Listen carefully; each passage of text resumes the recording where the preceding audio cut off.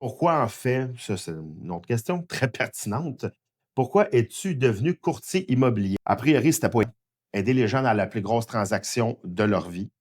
Fait qu'on on se le cachera pas, c'est la plus grosse transaction de leur vie, je vous dirais dans la majorité des gens. Et j'aime avoir le sentiment que j'ai apporté quelque chose, que j'ai apporté pour les rassurer. Le monde, c'est de plus en plus aujourd'hui, il y a beaucoup d'informations. On se perd dans l'information. Et moi, je suis content quand j'ai l'impression que les gens se sentent rassurés. Ils rentrent chez eux, ils restent, ils sont capables de bien dormir. Une transaction immobilière, c'est stressant.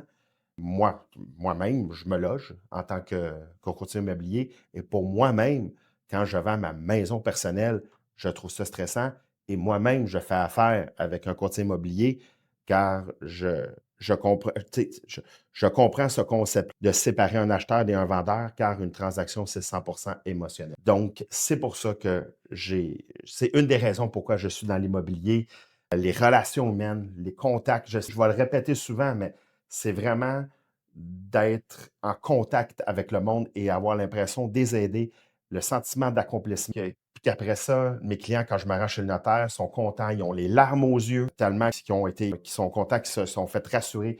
Autant une fille, ben, des filles, peu importe, là, des enfants qui vendent, qui sont impliqués dans la vente de leur maison, de leurs parents qui doivent aller en résidence et que pour eux, c'est stressant car leurs parents ne sont plus aussi autonomes qu'avant et que là, ça les rassure que moi, je sois là pour les aider.